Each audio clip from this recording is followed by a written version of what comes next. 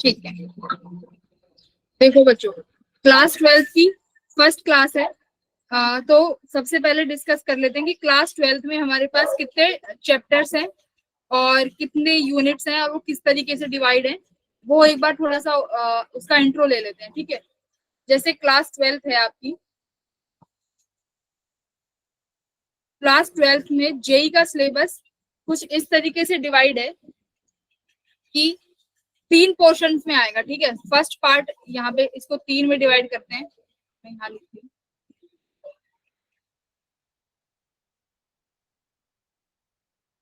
ठीक है। ये 3 पोर्शंस में कुछ आएगा।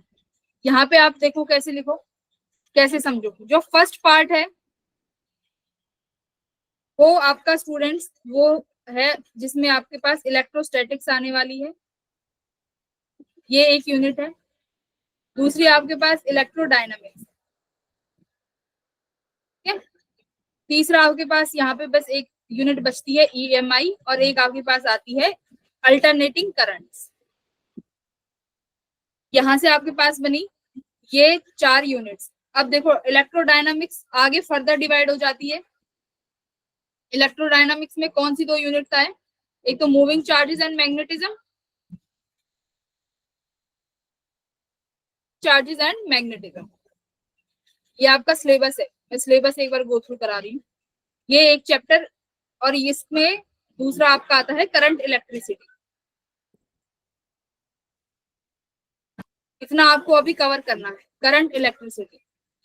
उसके बाद आपका फोर्थ चैप्टर ईएमआई, फिफ्थ आपका अल्टरनेटिंग करंट्स, और एक आपकी बिल्कुल सेपरेट यूनिट इलेक्ट्रोस्टैटिक्स, जो अब आज जिसका शुभारंभ करेंगे, ठीक है। सेकंड पार्ट बच्चों क्या आता है आपके फिजिक्स में? सेकंड पार्ट में आती है ऑप्टिक्स। स्टूडेंट, ऑप्टिक्स भी 2 पार्ट्स में डिवाइड है, एक तो रे ऑप्टिक्स और दूसरी कौन सी ऑप्टिक्स? वेव ऑप्टिक्स, ठीक है। ऑप्टिक्स भी 2 पार्ट्स में डिवाइड हो गई, रे ऑप्टिक्स और वेव ऑप्टिक्स। अब ये देखो, ऑप्टिक्स जो है वो क्या है, बहुत ज्यादा टाइम कंज्यूमिंग है, बट इम्पोर्टेंट भी उतनी ही ज्यादा है। क्यों? क्योंकि जेई के मेंस से एग्जाम से लेके एडवांस तक इसका इंपॉर्टेंस है। ये ऑप्टिक्स पीछा नहीं छोड़ने वाली, चाहे मेंस हो या एडवांस, हर किसी में आने वाली है, ठीक है। तो टाइम टेकिंग भी है बट इम्पोर्टेंट भी है, तो ये चैप्टर आप लोग नहीं छोड़ सकते, स्टार मार्क कर लो। अब थर्ड पार्ट देखो, थर्ड पार्ट कहाँ पे आपका बटता है? थर्ड पार्ट बटता है आपका मॉडर्न फिजिक्स, ठीक है बच्चों। ये है आपकी मॉडर्न फिजिक्स, थर्ड पार्ट, जहां से हम आप फिजिक्स को मोटा मोटा डिवाइड करते हैं। मॉडर्न फिजिक्स क्या है? सारी थ्योरी बेस्ड है, ठीक है। गिने चुने फॉर्मूलेज हैं जिनके ऊपर क्या है, न्यूमेरिकल्स न्यूमेरिकल्स आएंगे, मतलब बहुत कम फॉर्मूला है, सारा थ्योरी है, कॉन्सेप्ट बेस है। टाइम कितना लेगा? टाइम भी बहुत कम लेगा, very less time consuming. Time क्या लेगा? वेरी लेस कंज्यूम करेगा। और साथ ही साथ क्या होगा? टाइम कंज्यूम लेस करेगा। और इसमें यूनिट कौन कौन सी है? न्यूक्लियाई चैप्टर, एक चैप्टर न्यूक्लियाई, दूसरा चैप्टर बच्चों एटम, तीसरा इसमें है dual nature, dual nature of light. ये 3 चैप्टर इसमें, 2 चैप्टर इसमें, 5, 6, और इसमें देखो 7वां चैप्टर ये, 8वां चैप्टर ये, और 9वां ये, मतलब कुल मिला के 10-11 चैप्टर है हमारे जो आपको क्लास 12 में कवर करने हैं, ठीक है। अब ये है आपकी इलेक्ट्रोस्टैटिक्स जो हम आज स्टार्ट करने वाले हैं। अब देखो इसका वेटेज कितना है, इसका वेटेज एग्जाम में कितना है? हर साल इलेक्ट्रोस्टैटिक्स से 3 से 4 क्वेश्चन हर साल आते हैं, ठीक है। 3 से 4 सवाल हर साल पूछे जाते हैं इलेक्ट्रोस्टैटिक्स में, और ये चैप्टर इंपॉर्टेंट भी बहुत ज्यादा है, क्योंकि इलेक्ट्रोस्टैटिक्स का यूसेज देखो आपको सीधे कहाँ मिलेगा? मूविंग चार्जेस एंड मैग्नेटिज्म में मिलेगा। जो मैं डेरिवेशन यहाँ कराऊंगी, कुछ क्वेश्चन ऐसे होंगे जो यहाँ पे डायरेक्ट उसी डेरिवेशन से सॉल्व हो जाएंगे। तो ये यूनिट आपको मूविंग चार्जेस एंड मैग्नेटिज्म में भी बहुत हद तक हेल्प करेगी in terms of integration, differentiation, small element लेके जब क्वेश्चंस को सॉल्व करेंगे वहां पे, राइट। इस तरीके से आपकी ये है यूनिट्स, ये है सिलेबस। अब देखो इलेक्ट्रोस्टैटिक्स का जो पोर्शन है वो किस तरीके से डिवाइड है। ये पूरा हमारे पास इलेक्ट्रोस्टैटिक्स है, ये पूरा इलेक्ट्रोस्टैटिक्स का वेटेज है। हाँ जी, यस मैम। क्या हुआ बोलिए।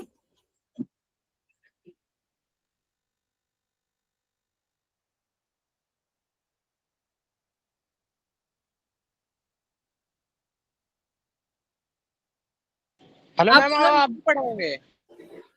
क्या बोल रहे हो। मैम आप ही पढ़ाओगे अब? हाँ, आपकी आवाज अमरजीत बहुत स्लो आ रही है। हाँ, मैं ही पढ़ाऊंगी। हाँ, अंशिका माधव बोलिए, क्या हुआ।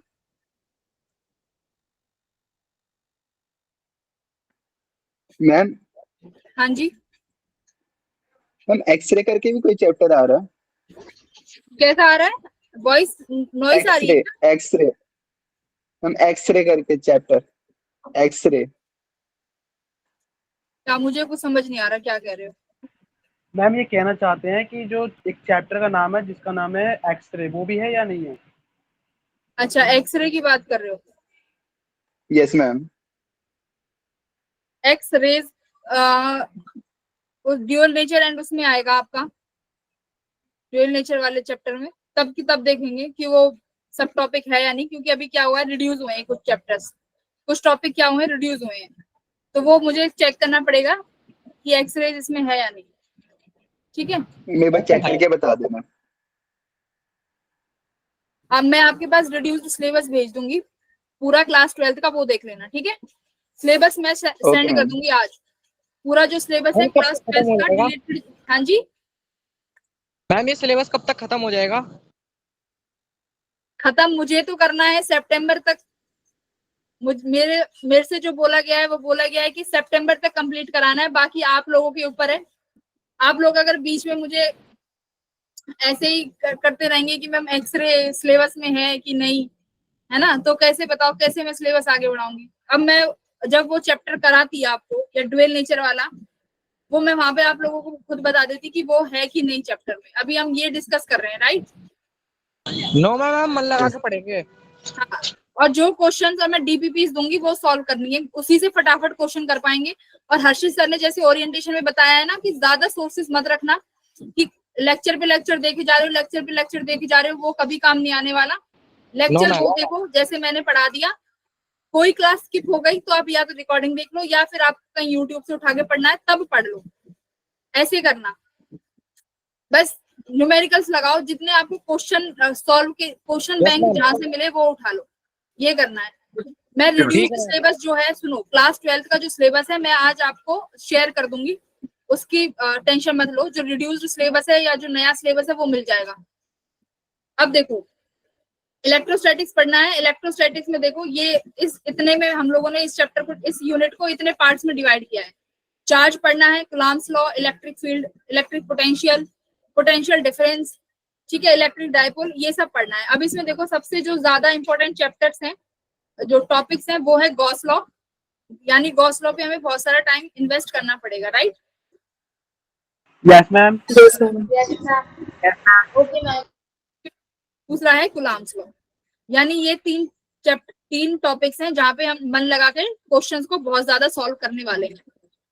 चलो, तो आज हम लोग कूलम्ब्स लॉ करेंगे, बट उससे पहले आता है चार्ज।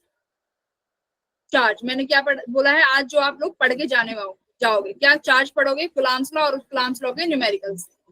Yes ma'am. ठीक है, Yes, ma'am. तो अब चार्ज के बारे में फटाफट फटाफट डिस्कस कर लेते हैं। देखो, जो दिल्ली वाले स्टूडेंट्स हैं उनको कल थोड़ा बहुत डिस्कस कर दिया था, बट हमारे पास आज 2 बैच हैं जो एकदम नए बैच हैं, तो उनको आज पढ़ाना पड़ेगा। तो देखो बच्चों, चार्ज हमारे पास, पहले देखो टाइप्स ऑफ चार्ज, कितने तरीके के चार्ज होते हैं हमारे पास। बेसिक के लिए बता रही हूँ, चार्ज हमारे पास होते हैं 2 तरीके के। एक होगा पॉजिटिव चार्ज बच्चों, दूसरा हमारे पास होता है नेगेटिव चार्ज। अब देखो, जब मैं चार्ज की बात कर रही हूँ, पॉजिटिव चार्ज और नेगेटिव चार्ज, ठीक है, नेगेटिव, अब चार्जेस दो तरीके के होते हैं हमारे पास, क्या, एक तो इलेक्ट्रॉन और दूसरा क्या होता है, प्रोटॉन। Proton. ये तो बताइए, एक इलेक्ट्रॉन Yes, एक प्रोटॉन। बट आप लोगों ने केमिस्ट्री में भी ये पढ़ा होगा कि proton never participate in any reactions, right. Proton Yes, ma'am. किसी भी रिएक्शन में Yes, ma'am. पार्टिसिपेट नहीं करता, ना ही प्रोटॉन को आप ट्रांसफर कर सकते हो। तो एक्चुअल में आपका ट्रांसफरेबल क्या है, इलेक्ट्रॉन। इलेक्ट्रॉन विल ट्रांसफर, अगर आप कुछ भी मेथड लगाओगे तो इलेक्ट्रॉन क्या करेगा, ट्रांसफर करेगा। प्रोटॉन न्यूट्रॉन उसके न्यूक्लियस के अंदर है तो वो पार्टिसिपेट नहीं करेगा, ये तुम लोगों को पहले से ही पता है। अब पॉजिटिव चार्ज क्या है, इसका मतलब यहाँ पे जब चार्जेस की बात करेंगे, this is efficiency of electron. ये क्या है, डिफिशियंसी ऑफ इलेक्ट्रॉन। ये क्यों है, देखो एटम क्या होता है, एटम इज न्यूट्रल। हमारा जो एटम है वो क्या होता है, neutral. That means number of electrons equals to number of Number of proton protons. होने चाहिए प्रोटॉन के। अब मान लो कि मेरे पास एक एटम है, ये तो टेढ़ा एटम हो गया,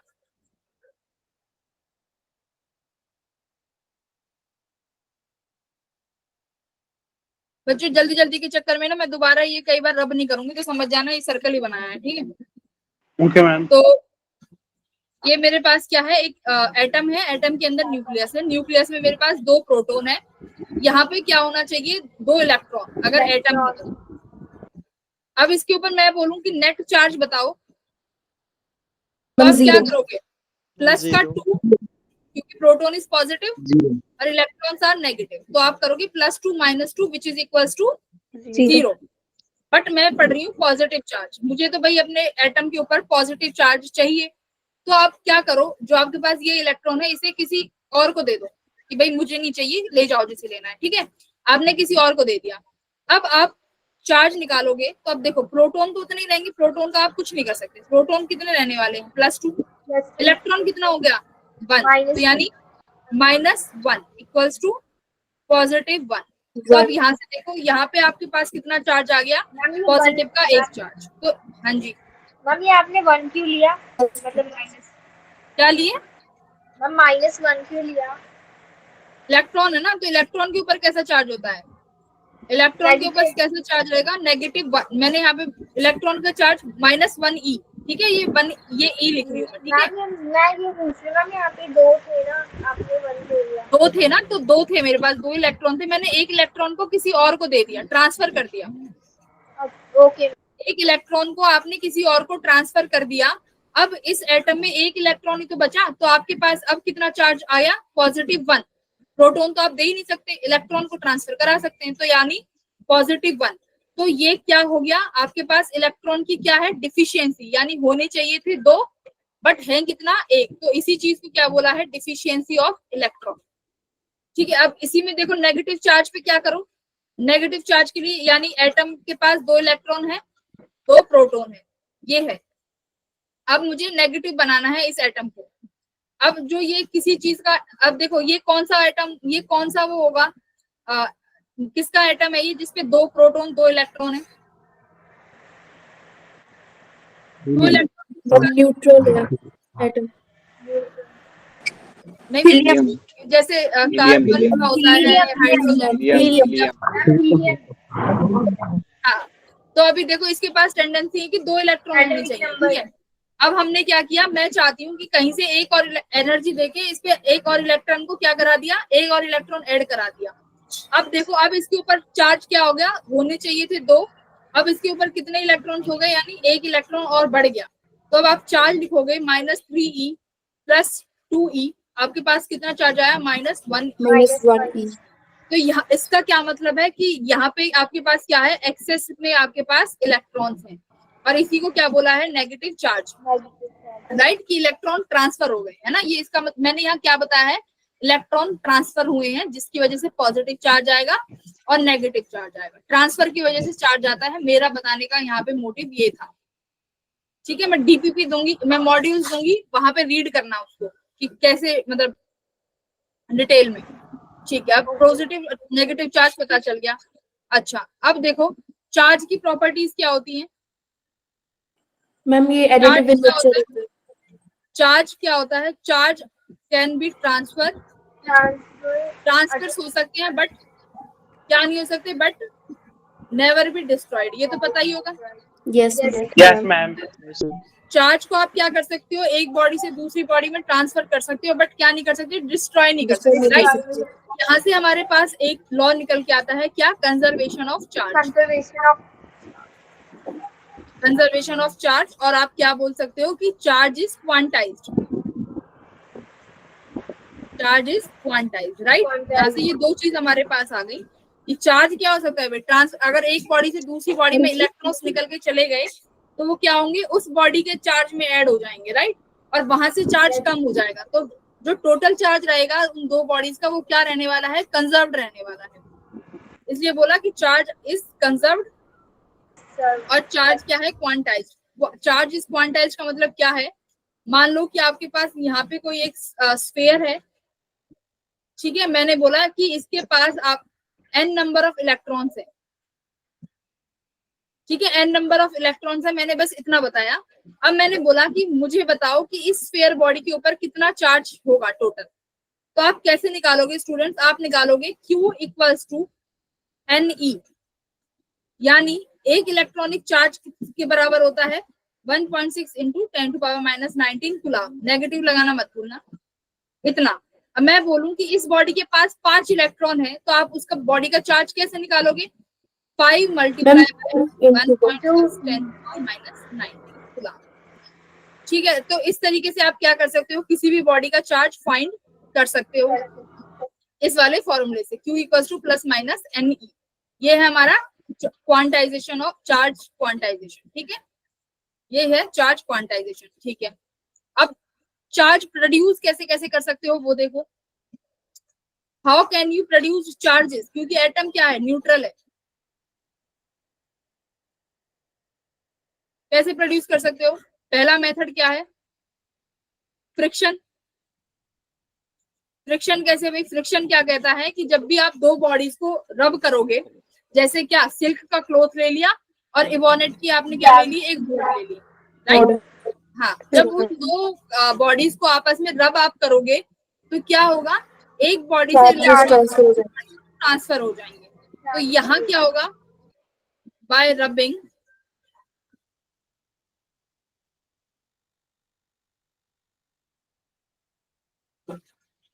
चार्ज विल ट्रांसफर,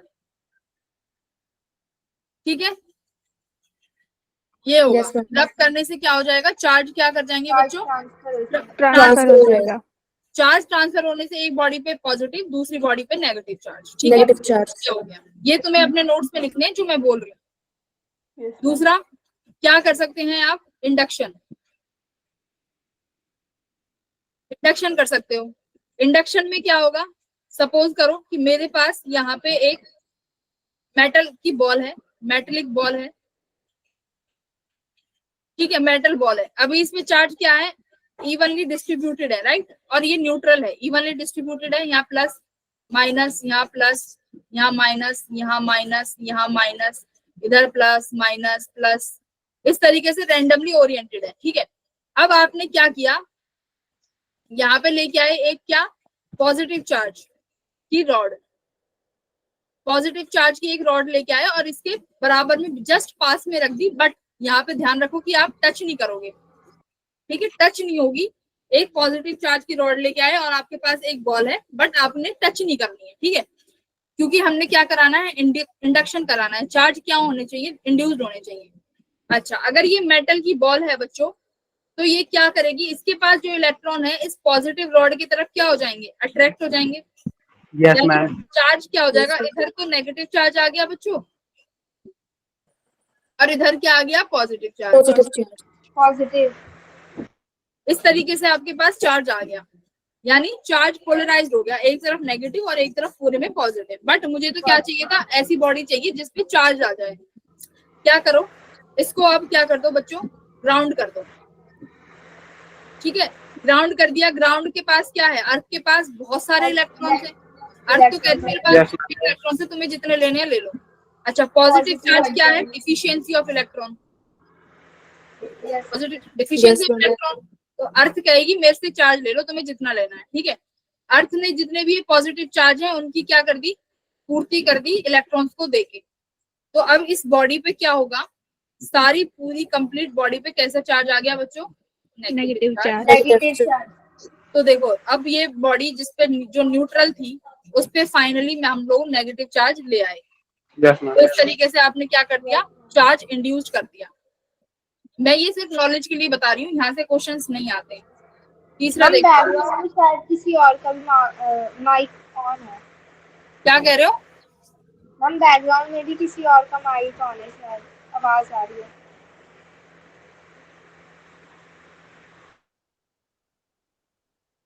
एक सेकंड रुको, एक बार मैं ना फोन पे लॉग इन करती हूँ, तुम मुझे चैट बॉक्स में लिख के बताओ, क्योंकि मुझे तुम्हारी सच में कोई वॉइस क्लियर नहीं आ रही है।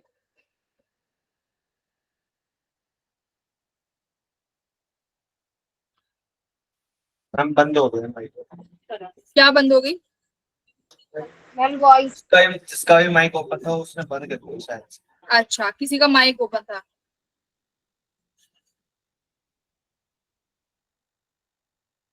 ठीक है। अच्छा तुम्हें मेरी शक्ल नहीं दिख रही क्या, नो मैम। दिख रही है। मैम दिख रही है। दिखती है मैम। मुझे तो नहीं दिख रही। नहीं दिख रही मैम। कौन सी मैम की शक्ल देख रहे हैं ये, मैम इसके साथ हमेशा हर क्लास में कुछ ना कुछ मैम और इंसिडेंट दिख गई।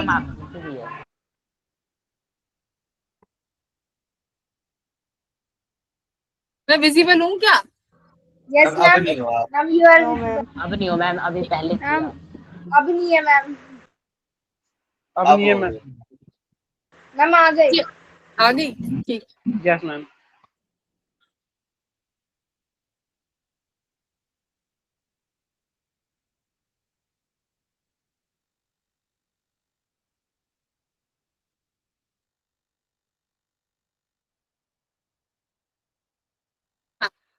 तो इस तरीके से क्या किया, चार्ज इंड्यूस हो गया, ठीक है।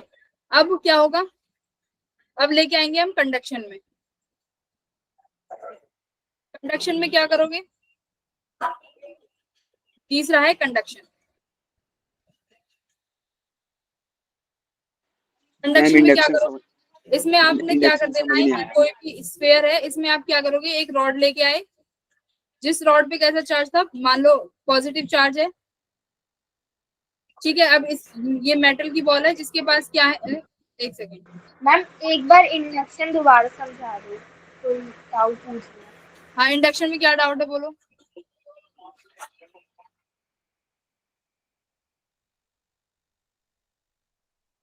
मैम अर्थिंग की है क्या आपने, दोबारा अर्थिंग का समझ नहीं आया। देखो यहाँ पे अभी तो चार्ज क्या हुए, पोलराइज हुए हैं, यानी इधर नेगेटिव चार्ज आ गए और एक तरफ पॉजिटिव चार्ज आ गए, राइट। अब ये पॉजिटिव चार्ज को मुझे क्या करना है, रिमूव करना है, क्योंकि मुझे बॉडी चाहिए जिसपे एक चार्ज हो, या तो नेगेटिव चार्ज होगा या पॉजिटिव। तो अब मैंने क्या किया, इसको अर्थिंग करिए यहाँ पे, दिस इज अर्थिंग। अर्थिंग करने के बाद क्या होगा, अर्थ से इलेक्ट्रॉन कहाँ हो जाएंगे, ट्रांसफर हो जाएंगे, जिसकी वजह से ये पूरे चार्ज कैसा हो जाएगा, इसके पास नेगेटिव चार्ज। अब देखो कंडक्शन में क्या करोगे, मान लो कि यहाँ पे क्या लेके आए आप, एक कोई भी नेगेटिव रॉड लेके आए हो, ठीक है, नेगेटिव रॉड है, इसके पास अब क्या होगा, इलेक्ट्रॉन्स बहुत ज्यादा है इसके पास, और ये कौन सी बॉल है, मेटल की है। अब यहाँ से क्या होंगे, इलेक्ट्रॉन्स कुछ ना कुछ इलेक्ट्रॉन्स यहाँ क्या हो जाएंगे, ट्रांसफर हो जाएंगे। क्यों, हम लोगों ने क्या किया हुआ है, अब टच किया हुआ है, तो इलेक्ट्रॉन्स ट्रांसफर हो जाएंगे। तो इस वाली बॉडी पे क्या हो जाएंगे, कुछ ना कुछ नेगेटिव चार्जेस आ जाएंगे, और ये बॉडी भी मेरी कैसी हो जाएगी, नेगेटिव चार्ज बॉडी हो जाएगी। ये हो गया आपके पास इंडक्शन और कंडक्शन। अब बढ़ो आगे। मैम हाँ जी मैम कंडक्शन मैम समझ दोनों नहीं आ बॉडीज रहा। हाँ, क्या दोनों बॉडीज, मैम दोनों बॉडीज के चार्ज का अमाउंट सेम होना चाहिए इंडक्शन और कंडक्शन के लिए। मैम कंडक्शन वाला एक बार दोबारा बता दो। चार्ज सेम होना चाहिए कैसे, देखो मैम यहाँ अगर तो बहुत बड़ी स्फीयर बॉडी है और छोटा सा आयरन रॉड है और उसमें इक्वल अमाउंट ऑफ चार्ज नहीं है, तो इंडक्शन और कंडक्शन पूरे तरीके से हो पाएगा। हाँ हो जाएगा ना, क्योंकि मेटल की बॉल है, ये क्या होगा, मेटल की बॉल है। तो कंडक्टर्स के पास क्या होते हैं, कंडक्टर के पास नंबर ऑफ फ्री इलेक्ट्रॉन्स बहुत ज्यादा है, ठीक है। तुम जितना चार्ज इंड्यूस कराना चाहते हो, जैसे मान लो इसके पास +5 कूलम का चार्ज है, तो ये मेटल की बॉल क्या करेगी, उतना ही चार्ज इसको इंड्यूस करके देगी, -5 कूलम चार्ज ही इंड्यूस करके देगी इसको, क्योंकि मैंने कौन सी बॉल ली है, मेटलिक की बॉल ली है, राइट। तो अगर मेटल होगा तो उसका खास बात यही है कि उसके पास जितने तुम इलेक्ट्रॉन लेके आओगे वो उतने ही, जितना मतलब चार्ज इंड्यूस कराना चाहो उतना चार्ज तुम इंड्यूस करा सकते हो, ठीक है। और कंडक्शन में क्या किया है हम लोगों ने, डायरेक्ट टच करा दिया है। देखो इंडक्शन में नहीं कराया था, कंडक्शन में हम लोगों ने क्या किया है, इसको डायरेक्ट टच कर दिया है। तो इसके पास नंबर ऑफ इलेक्ट्रॉन ज्यादा थे, इस बॉडी के पास वो क्या कर जाएंगे, कुछ ना कुछ इलेक्ट्रॉन्स ट्रांसफर कर जाएंगे, तो इसलिए इसको क्या बोला है कि इस बॉडी पे नेगेटिव चार्ज आ गए हैं, तो this is the negative charge body. अब आगे बढ़ो कूलम्ब्स लॉ पे, ये इंपॉर्टेंट टॉपिक है, इसे समझो।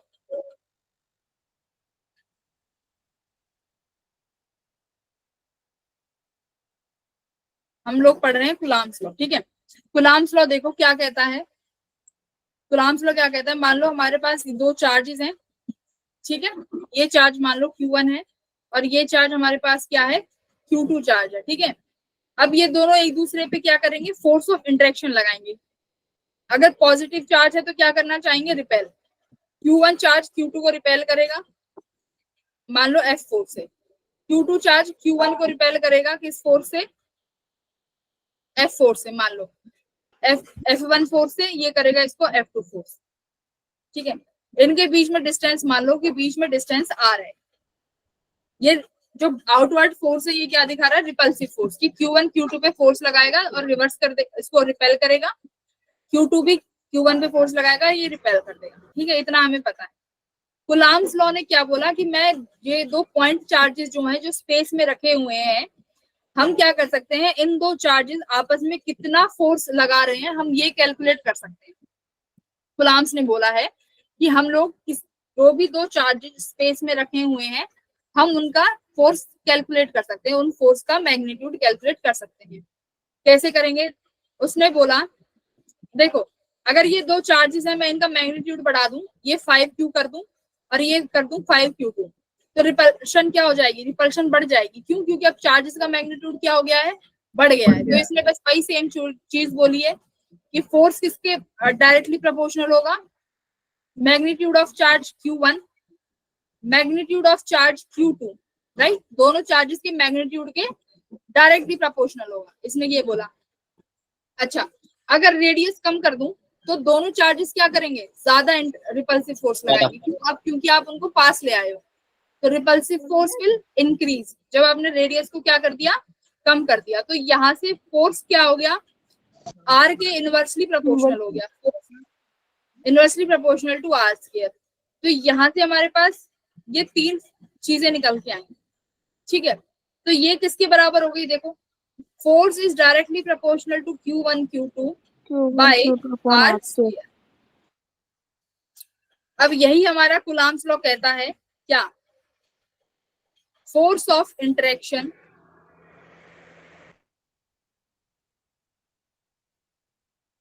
between charges is directly proportional to product of the charges distance and inversely किसकी हो जाएगा, Square of the distance between them. distance between them. square of distance between them, ठीक है। दो चार्जेस फ्री स्पेस में रखे हुए हैं, उनके बीच में लगने वाली फोर्स ये है। अच्छा, अब डायरेक्टली प्रोपोर्शनल को भी हटाना पड़ेगा, तो फोर्स में जब डायरेक्टली प्रोपोर्शनल लगाओगे कितना आ जाएगा, K Q1 Q2 by R²। K क्या है, K is Coulomb's constant. Coulomb's constant. K is Coulomb's constant, ये है। अच्छा, अब ये इतना पता चला। अब देखो फोर्स किस पे डिपेंड कर रहा है, यहाँ पे एक और वेरिएबल आ गया है K, यानी फोर्स किसी एक और चीज पे डिपेंड कर रहा है, विच इज K, ठीक है। अब मैंने ये देखो, एक बार ये ध्यान रखो, मैंने अभी जो ये चार्जेस रखे हैं बच्चों, ये रखे हैं फ्री स्पेस में। फ्री स्पेस का क्या मतलब है, मैम वैक्यूम में, space is vacuum, right. Ma'am air में वैक्यूम में air is a medium, air रखा है तो इसका मतलब वहां पे कुछ ना कुछ मीडियम है। ये चार्जेस ऐसे हैं कि यहाँ पे अभी कोई मीडियम नहीं है, ठीक है, बस दो चार्जेस हैं Q1 और Q2, बीच में कोई मीडियम नहीं है, राइट, यस कोई मैम मीडियम। Yes. तो अभी ये फ्री स्पेस की मैं बात कर रही हूँ। अच्छा, अब फ्री स्पेस के लिए अब के देखो, के कैसे लिखोगे, यहाँ पे आपके पास ये आया F इक्वल्स टू के Q1 Q2 R square. By R square. अच्छा, स्पेस के लिए लिख रहे हैं तो इसको एफ नॉट। के की वैल्यू बच्चों जब ऑब्जर्वेशन हुई, बहुत सारे एक्सपेरिमेंट हुए, तो वहां से के की वैल्यू निकल के आई 1/4 पाई 1 upon epsilon. 4 pi epsilon naught. अब यहाँ पे बात आती है कि मैम एप्सिलॉन नॉट क्या है। एप्सिलॉन नॉट क्या है? Permittivity, of free space permittivity of free space. Free space. इसका मतलब क्या है कि कोई भी स्पेस इलेक्ट्रिक फील्ड को कितना परमिट करने दे रहा है, राइट, परमिटिविटी है। तो इसका मतलब क्या है कि कोई भी स्पेस है वो इलेक्ट्रिक फील्ड को कितना परमिट करने देगा, खुद में से कितना क्रॉस करने देगा, वो हो गई परमिटिविटी। ये है परमिटिविटी। अच्छा जी, मैम जीरो। अब के लिए अब देखो एप्सिलॉन नॉट जो हमारी निकल के आई एक वैक्यूम के लिए, वो कितनी आई है? 8.854 into 10 raised Into to power 10 to power minus minus 12. 12. ये निकल के आई है हमारी किसके लिए? फ्री स्पेस के लिए एप्सिलॉन नॉट की वैल्यू। अच्छा, अब इसकी यूनिट भी आप लोग कैलकुलेट कर सकते हो यहाँ से, जैसे ये हो गया न्यूटन, ये metre square by coulomb square upon newton metre coulomb square. Square. ये हो गई मेरी 1/एप्सिलॉन नॉट की वैल्यू। तो एप्सिलॉन नॉट क्या हो जाएगा? Coulomb square by Coulomb square by Newton meter Per Newton meter square. square. इसका opposite. राइट। तो अभी ये आई है एप्सिलॉन नॉट की वैल्यू। के जब ये वैल्यू यहाँ रखोगे तो के की वैल्यू कुछ निकल के आएगी 9 into 9 into 10 raised to power 9. 9। अब ये यूनिट यहाँ पे क्या हो जाएगी? रिवर्स हो जाएगी, right, newton metre Newton square meter by square coulomb per square. Coulomb square. ये हो गई एफ के की वैल्यू। जब ये फोर्स आ गया आपका, तो कौन सा फोर्स जो आपने निकाला है फ्री स्पेस में? मैम ये अब जो बोलिए। एप्सिलॉन नॉट की जो वैल्यू है वो चेंज होगी या फिर बराबर सेम ही रहेगी? किसके लिए? मतलब हर मीडियम के लिए। एप्सिलॉन नॉट की वैल्यू तो ये तो सेम ही रहेगी ना, एप्सिलॉन नॉट तो सेम रहेगा। जब Okay, मीडियम के लिए निकालोगे तो एप्सिलॉन नॉट एम आएगा, जिसको एप्सिलॉन नॉट एम से डिनोट करते हैं। वेट करो, बताएंगे। एप्सिलॉन नॉट की वैल्यू तो सेम ही रहेगी, ये थोड़ी चेंज होगी। ये तो फ्री स्पेस के लिए निकाली है, तो फ्री स्पेस के लिए तो यही रहने वाली है, ठीक है।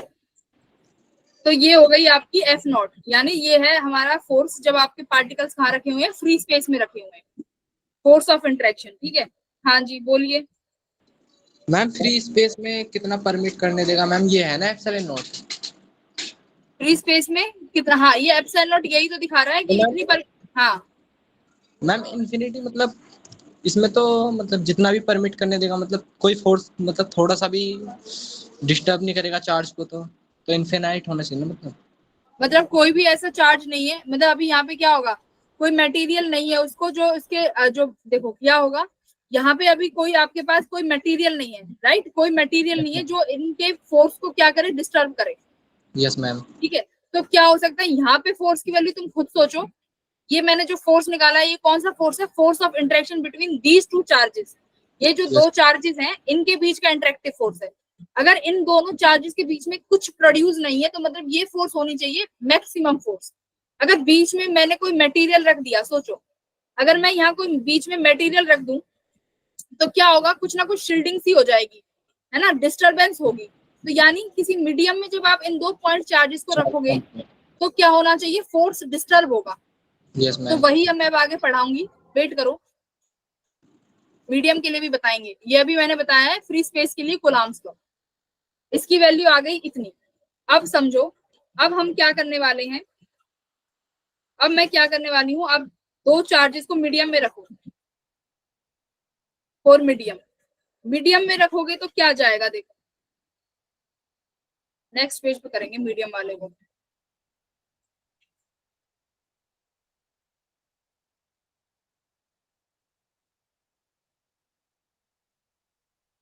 होने वाला है अब मैंने क्या रखा बच्चों, ध्यान से देखना, एक चार्ज ये है और एक चार्ज ये है, करेक्ट। ये चार्ज Q1 और ये भी चार्ज Q2, मैंने सेम चार्ज ले लिए। अच्छा भाई, Q1 Q2 को अपोज करेगा, रिपेल करेगा, मतलब फोर्स 1। इसको मान लो मैंने मान लिया F1। Q2 यहाँ से इसको रिपेल करेगा, मैंने इसको मान लिया F1। मैं ये लेट कर रही हूँ, बीच में चार्जेस वही डिस्टेंस है R। अच्छा माधव, अभी हम परमिटिविटी पढ़ रहे हैं, तुम परमिएबिलिटी पे क्यों जा रहे हो? आगे का पढ़ लो तुम, वहां तक भी आएंगे। अब देखो, अब मैंने रख दिया मीडियम। हमने क्या कर दिया, अब मीडियम रख दिया भाई। मैंने यहाँ पे एक मेटल की बॉल रख दी, चलो एक मीडियम रख दिया। अब यहाँ पे वैक्यूम नहीं है, एक मीडियम रख दिया। अच्छा भाई, ये पॉजिटिव चार्ज है गाइस, और ये है हमारा students positive Q2 charge, correct. अब ये पॉजिटिव Q चार्ज की वजह से क्या होगा, इंड्यूस्ड चार्ज क्रिएट होंगे, राइट। इंड्यूस्ड चार्ज क्रिएट होगा, मान लो इस बॉल पे क्या हो गया, यहाँ पे इंड्यूस्ड चार्ज क्रिएट हो गए इन दोनों पॉजिटिव चार्जेस की वजह से। यहाँ पे नेगेटिव, सॉरी हाँ, तो इधर पॉजिटिव चार्जेस आ जाएंगे, यहाँ पे आ गए मेरे पास पॉजिटिव चार्ज, करेक्ट। अब देखो, ये पॉजिटिव Q चार्ज को ये नेगेटिव चार्ज बच्चों क्या करने वाला है, अट्रैक्ट करेगा, मान लो किसी फोर्स M से। ये Q2 चार्ज भी अट्रैक्ट करेगा, मान लो किसी फोर्स FM2 से, ठीक है, क्योंकि हो सकता है Q2 और Q1 के मैग्नीट्यूड अलग अलग हो, राइट। अच्छा जी, अब देखो, अब मैं अगर इस वाले चार्ज Q1 की बात करूं, चलो Q1 चार्ज की बात करूं, अब मुझे बच्चों ये बताओ नेट फोर्स क्या होगा, नेट फोर्स पे क्या इफेक्ट पड़ने वाला है। पहले नेट फोर्स जो Q1 पे था, जब वो सिर्फ वैक्यूम में था, तो नेट फोर्स उस पे वही फोर्स थी जो Q2 अप्लाई कर रहा था, राइट। Yes, ma'am. Yes, अब ma'am. उस पे नेट फोर्स बच्चों एक और बढ़ गई है, कौन सी, जो इंड्यूस्ड चार्जेस की वजह से है। यानी नेट फोर्स क्या होने वाली है, नेट फोर्स डिस्टर्ब हो गई। तो अब Q1 पे जो नेट फोर्स है, net force will reduced, net force क्या हो जाने वाली है, नेट फोर्स रिड्यूस्ड हो जाएगी। Net force will reduced on that charges when they are placed in medium, यानी मीडियम में रखने पे नेट फोर्स क्या हो जाने वाली है, रिड्यूस। क्यों, बिकॉज ऑफ कौन से चार्जेस, इंड्यूस्ड चार्जेस। समझ आया, यही कॉन्सेप्ट है। इंड्यूस्ड चार्ज जब आप मीडियम में रख दोगे तो इनके मतलब नेट फोर्स, यानी Q1 और Q2 के बीच में जो नेट फोर्स लग रहा है Q1 पे और Q2 पे, वो फोर्स क्या हो जाएगी, डिस्टर्ब। बट अगर क्वेश्चन को ये पूछे क्या Q1 और Q2 पे जो ये इंटरेक्शन फोर्स है, देखो ये क्या था, हमने ये क्या निकाला है, force of interaction between charges. ये तो देखो F1 और F2 यहाँ भी था, और यहाँ पे भी F1 और F2 है। देखो एक दूसरे पे तो अभी भी वही फोर्स लगा रहे हैं, पहले भी ये इस पे F1 फोर्स लगा रहा था और अभी भी ये वही फोर्स लगाएगा, बट नेट फोर्स क्या हो गया, वो रिड्यूस हुआ है, ठीक है, इंड्यूस्ड चार्जेस की वजह से। तो अब देखो, अब आप अगर फोर्स लिखोगे यहाँ पे, अब हम मीडियम की बात कर रहे हैं, तो कुलाम्स ने अब क्या बोला, अब कुलाम्स क्या कह रहे हैं कि जब आप मीडियम में किन्हीं चार्जेस को रखोगे, अगर और जब आपको फोर्स निकालनी है उनके बीच में, तो कैसे निकालोगे, देखो Q1 Q2 by R square, तो रेडियस मैंने सेम ही रखी है। K की वैल्यू कितनी थी, 4 पाई एप्सिलॉन नॉट M, क्योंकि अब मैं यहाँ पे एप्सिलॉन नॉट M क्या है, मीडियम की परमिटिविटी।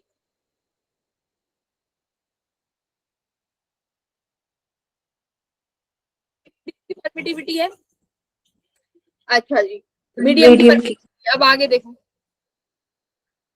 ये FM आया है किसी भी मीडियम का चार्ज।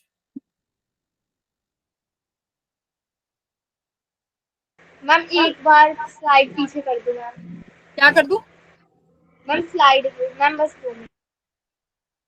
स्लाइड को क्या करूं, मैम ये देखना था थोड़ा सा, मैम कर दो आगे, बस हो मैं गया ये मैम। पीपीटी दे दूंगी। अब देखो, अच्छा बच्चों, अब ये है मीडियम की। अब आप एक क्या काम करते हैं, हम रिलेटिव की बात कर लेते हैं कि मीडियम में relative to free space, relative to free space हमारे पास कितना परमिटिविटी आया है ना, फ्री स्पेस था ना जहाँ पे मैक्सिमम थी वैल्यू। अब हम देखना चाहते हैं कि मीडियम में रिलेटिव टू फ्री स्पेस कितना फोर्स क्या होगा, कम होगा ज्यादा होगा, वो चीज अब मैं देखना चाहती हूँ। तो देखो अब रिलेटिव में बात करते हैं तो ईएम मीडियम की जो रिलेटिविटी वो परमिटिविटी है उसको रिलेटिव लिखो इस तरीके से, ठीक है।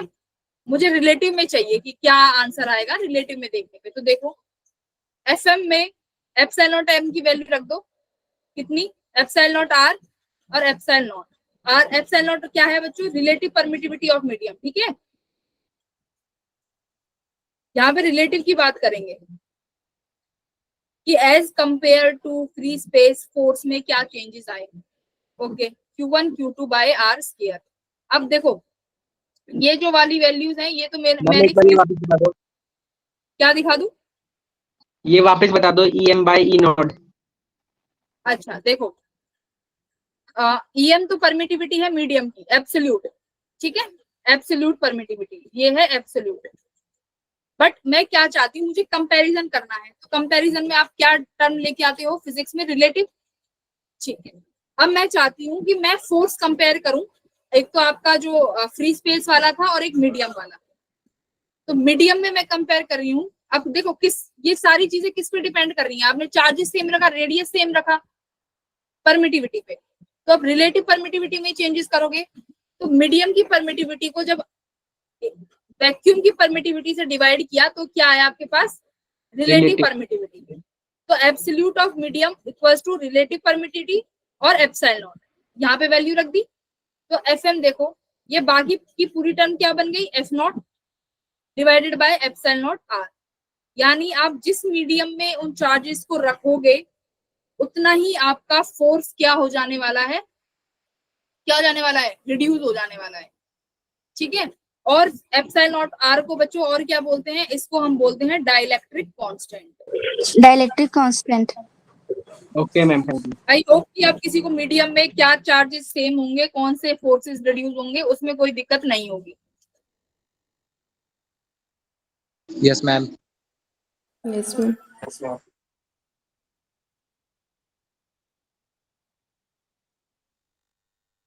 अब देखो अगर क्वेश्चन ये जो अच्छा मुझे ये बताओ, जो यहाँ पे मैम फोर्स कैलकुलेट कर रहे हैं ये कौन सा फोर्स है, दिस फोर्स जो मैं यहाँ पे एफ नॉट एफ एम लिख रही हूँ, कौन सा फोर्स है ये? Net force. कौन सा नेट फोर्स। वेरी गुड, किसने बोला नेट फोर्स? जतिन ने बोला नेट फोर्स, वेरी गुड। हाँ जिसने नेट फोर्स बोला very good very good, concept उन्हें तभी समझ में आया।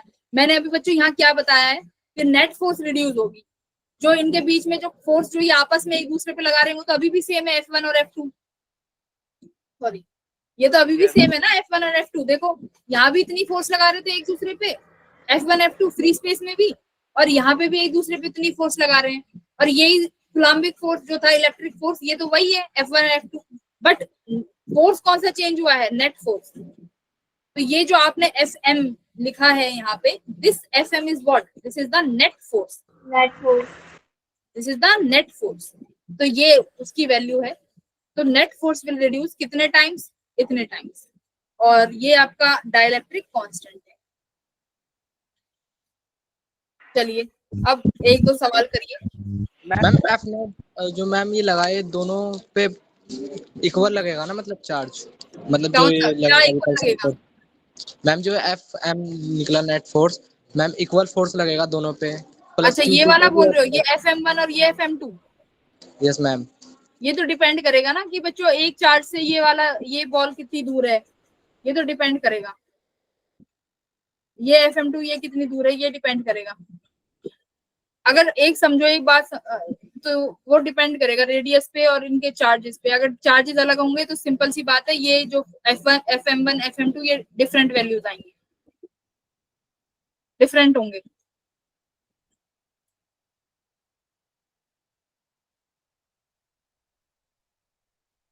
Thank you ma'am. देखो सिमिलर भी हो सकते हैं, कुछ नहीं कह सकते, हो सकता है कि कुछ कंडीशन ऐसी हो कि सिमिलर हो जाए।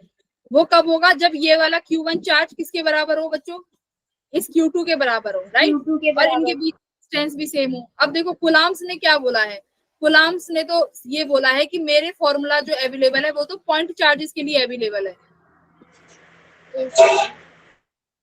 Point Yes. चार्जेस के लिए अवेलेबल है मेरा फॉर्मूला। मेरे फॉर्मूले में अगर तुम अब ये जो फोर्स निकालोगे ये भी कैसे निकालोगे, तुम पॉइंट पॉइंट करके निकालोगे कि इतने इसके ऊपर यहाँ पे मान लो 6 नेगेटिव चार्जेस हैं, तो क्या करोगे, ये एक Q1 चार्जेस इन 6 नेगेटिव चार्जेस पे कितना फोर्स लगाएगा, तो उससे निकलेगा।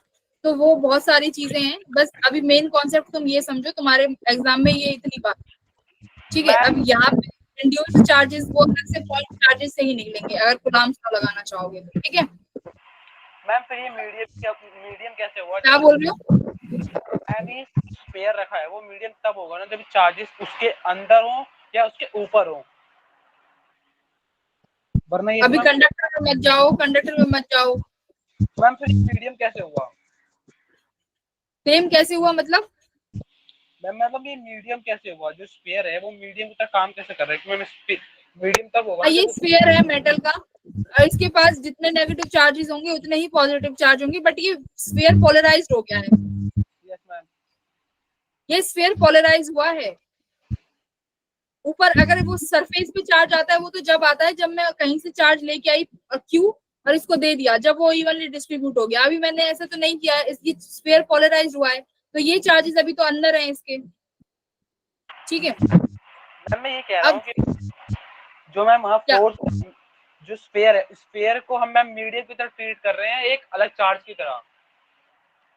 हाँ, स्फीयर को एक अलग से मैंने मीडियम रखा है कि एक मीडियम है, जहां पे मैंने ये एक कॉन्सेप्ट समझाया है कि अगर कोई मीडियम होगा, ठीक है, वो मीडियम क्या हो जाएगा, इन चार्जेस की वजह से पोलराइज्ड हो जाएगा, मतलब वहां पे चार्ज इंड्यूस्ड हो जाएंगे। तो चार्ज इंड्यूस्ड होने मतलब मेन कॉन्सेप्ट ये है, मीडियम में क्या होगा, चार्ज इंड्यूस हो जाएंगे, इंड्यूस्ड चार्जेस की वजह से नेट फोर्स की वैल्यू कम हो जाएगी, ये मेन कॉन्सेप्ट है। अब ये आप मेटल ले लो या कोई और सरफेस ले लो। Okay ma'am. मैम अगर मीडियम एयर हुई तो? क्या हुई? एयर। हाँ, तो एयर में भी तो चार्ज इंड्यूस होंगे, एयर में किसने बोला नहीं हो सकते चार्ज इंड्यूस, ठीक है। अब चलो ये वाला क्वेश्चन करो, न्यूमेरिकल्स। देखो इतने सारे न्यूमेरिकल्स हैं यार, इतने सारे न्यूमेरिकल्स हैं, सारे करने हैं, फटाफट फटाफट कर दो, ये वाला कर दो फटाफट, सबके आंसर आने चाहिए। चलो आंसर आ गया। हाँ, डाइलेक्ट्रिक कांस्टेंट को K से भी डिनोट करते हैं। मैं आंसर 8 टाइम्स। 8 टाइम्स क्या होने भैया, और 8 टाइम्स वाला ये एक तो आंसर ना टाइप करो, मुझे टाइप करते हो तो मुझे नाम याद रहते हैं, बोलते हो ना तो मुझे समझ नहीं आता किसने बोल दिया, बोला भी करो और टाइप भी क्या करो। देखो क्या हुआ है, फोर्स की वैल्यू क्या है, K Q1 bye R square. अब इसने बोला कि F डैश क्या होगा जब आपने दोनों चार्जेस का मैग्नीट्यूड 2 टाइम्स कर दिया, रेडियस उसके बीच में बाय 2 से रिड्यूस कर दी। कृष्णा कहीं ना कहीं एरर है। F डैश देखो कितना हुआ, 4 times of Q1 Q2 R square by 4, ठीक है। अब ये 4 ऊपर चला गया तो क्या हो गया, 16 टाइम्स, और ये बाकी की वैल्यू F के बराबर, तो 16F, F dash equals to 16 of F। Very good everyone. चलो सॉल्व दिस क्वेश्चन। आधे घंटा है, आधे घंटा क्वेश्चन प्रैक्टिस करेंगे।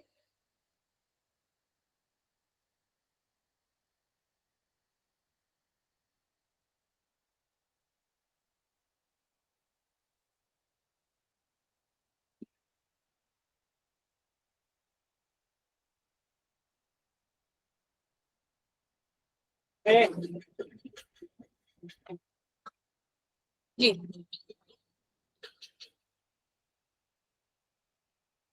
टाइम पीरियड निकालना है, तो टाइम पीरियड के लिए सबसे पहले 2 पाई बाय ओमेगा चाहिए।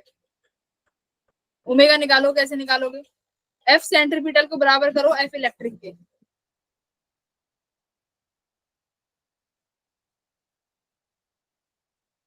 F सेंट्रीपिटल क्या होगा, M omega square R equals to electric कितना है,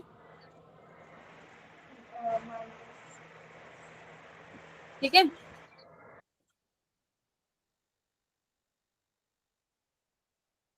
A Q1 Q2 by R square. Omega की वैल्यू निकाल लो, ओमेगा कितना हो जाएगा, K Q1 Q2 M R Q, right. तो यहाँ से टाइम पीरियड कितना हो गया, 2 पाई M R. Ma'am A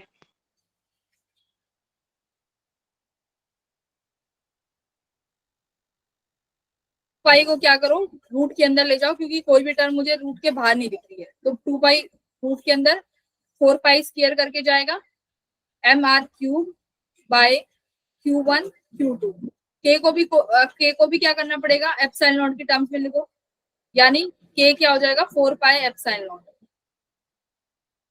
option A, let me check, 14 कितना हो गया, 16 pi cube epsilon naught M R cube by Q1 Q2। ये आ रहा है, भाई किससे मैच कर रहा है, Q1 Q2 एक तो इसमें है और इसमें है, बट हमारा यहाँ पे 16 आ रहा है, तो ऑप्शन ए इसका करेक्ट आंसर। वेरी गुड, जिसका ऑप्शन ए आ रहा है उसका आंसर क्या है, एकदम करेक्ट है। अच्छा, इस क्वेश्चन में अब इसी क्वेश्चन में पूछ ले कि फाइंड द वेलोसिटी, तब कैसे निकालोगे, वेलोसिटी ऑफ चार्ज पूछ ले तो क्या करोगे, mv square by r। हाँ, mb तो यहाँ स्क्वायर पे आएगा बच्चे सर। क्या करना, mv स्क्वायर बाय आर रख देना, ठीक है। तो यहाँ से डायरेक्ट वेलोसिटी आ जाएगी। वेरी गुड, ये क्वेश्चन सॉल्व करो।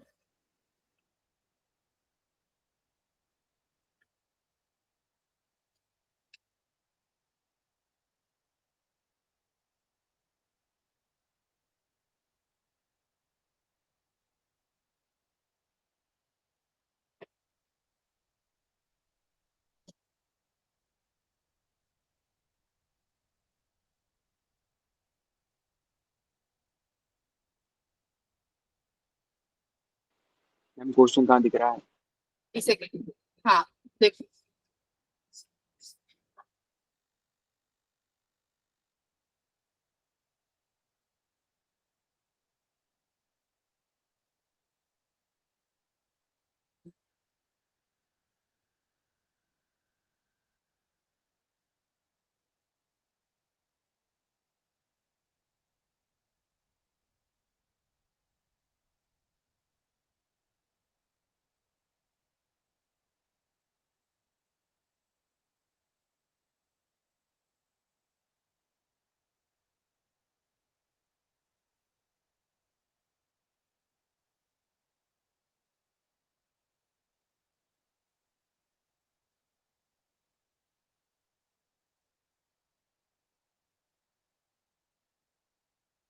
आंसर आ रहे हैं भाई कुछ बच्चों को। अच्छा, सॉल्व भी कर दिया। ये वो बच्चे जिन्हें फॉर्मूले याद है, डायरेक्ट फॉर्मूला जिन्हें याद है।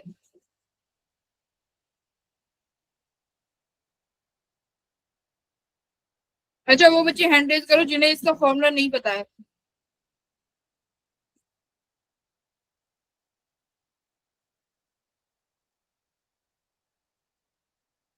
ठीक है, बहुत सारे बच्चे हैं, तो हम लोग सॉल्व ही कराएंगे इसे, ठीक है, डोंट वरी। हम लोग, मैं सॉल्व कराती हूँ, देखो बहुत आसान क्वेश्चन है। सारे बच्चे देखो यहाँ पे,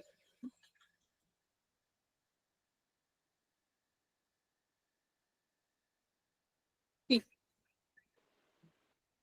होता है कि हमारे पास दो स्फीयर्स हैं, राइट। दो स्फीयर्स स्ट्रिंग से कनेक्टेड है, मान लो दो स्फीयर्स स्ट्रिंग से कनेक्टेड हैं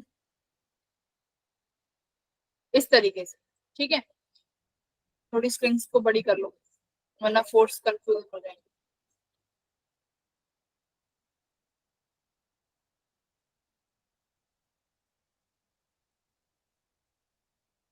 भाई जिन्हें देखो, अभी हमारे पास कुछ बच्चे ऐसे हैं जो अभी फर्स्ट टाइम पढ़ रहे हैं। ये आपके पास दो आइडेंटिकल स्फीयर्स हैं जो कि चार्ज्ड स्फीयर्स हैं। अच्छा जी, वो वर्टिकल के साथ हर स्ट्रिंग थीटा एंगल बना रही है, ठीक है, हर स्ट्रिंग थीटा एंगल बना रही है।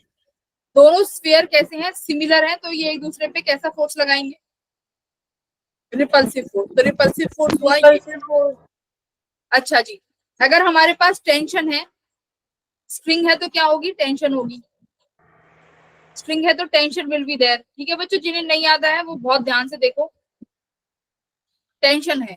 अच्छा, अब यहाँ पे मैं क्या करना चाहती हूँ, कंपोनेंट्स लेना चाहती हूँ टी के टेंशन में। अच्छा, यहाँ पे अगर ये थीटा वर्टिकल के साथ बन रहा है तो यहाँ पे भी ये थीटा वर्टिकल के साथ बनाएगी स्ट्रिंग। वर्टिकल के साथ बनेगा। यस मैम, यहाँ पे भी सेम क्या होगा, टी कॉस थीटा। ये थीटा वर्टिकल के साथ बन रहा है तो ये स्ट्रिंग यहाँ पे देखो, ये स्ट्रिंग है ना पूरी, ये Yes, स्ट्रिंग ma'am. वर्टिकल के साथ थीटा, तो यहाँ पे भी ये वर्टिकल के साथ थीटा। तो ये टी का कौन सा कंपोनेंट हो जाएगा, Cos cos थीटा वाला theta, component। cos of theta. T cos यहाँ पे टी का साइन थीटा कंपोनेंट। सिमिलरली यहाँ पे टेंशन का cos थीटा कंपोनेंट और यहाँ पे टेंशन का साइन थीटा। Sine theta.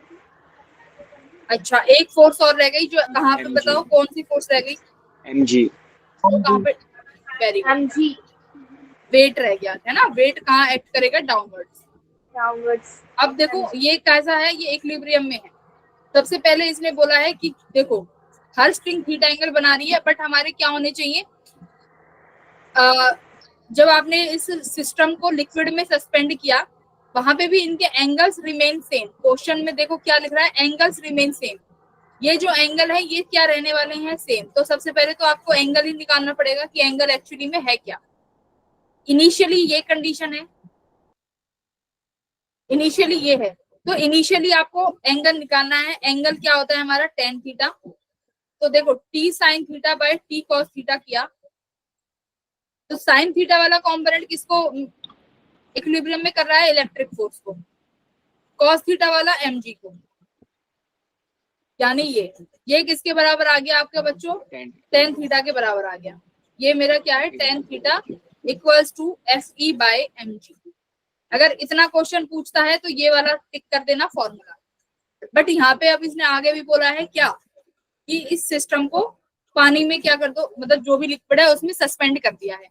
अच्छा, जब कोई भी चीज लिक्विड में सस्पेंड होती है तो कौन सा ऐसा फोर्स है जो एक्ट करता है, बॉयड फोर्स,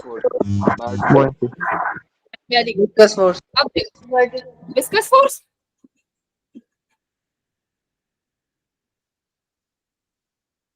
विस्कस फोर्स होता तो उसमें अलग से मेंशन होता कि this liquid is the viscous. ठीक है, अब यहाँ पे देखो बायंट फोर्स एक्ट करेगा। ठीक है, बायंट फोर्स एक्ट करेगा अपवर्ड्स। यहाँ पे एक और अब क्या हो गया, बायंट फोर्स अपवर्ड ऐड हो गया, यानी टी कॉस थीटा और बायंट फोर्स किसको इक्विलिब्रियम में रखे हुए हैं, मास को, ये वेट वाले mg को।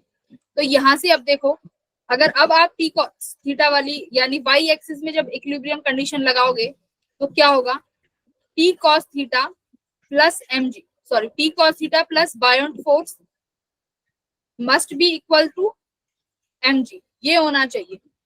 तो यहाँ से टी कॉस थीटा बच्चों किसके बराबर आएगा, mg माइनस एफ पी के, बायंट फोर्स, करेक्ट।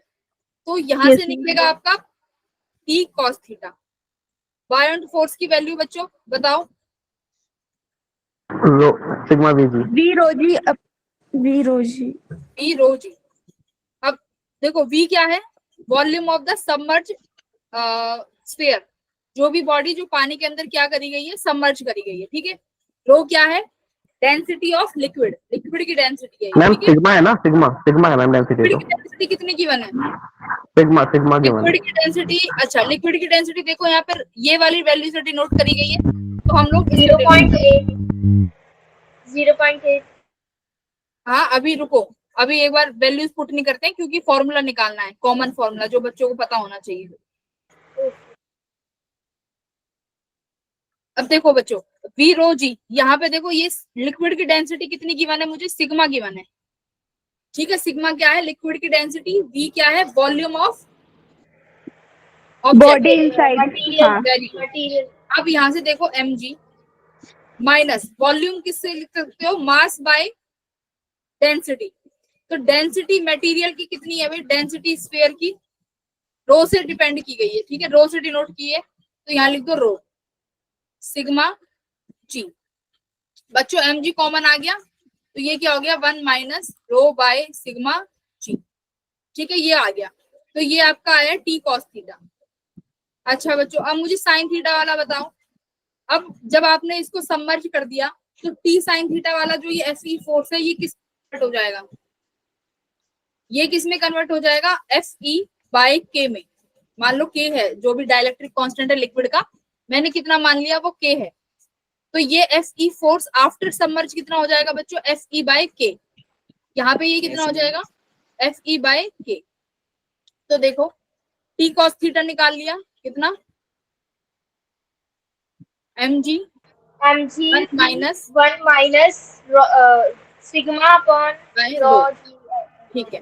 अब आपने टी साइन थीटा निकाला जब सबमर्ज करने के बाद, तो बच्चों कितना आ गया? एफ ई बाय के।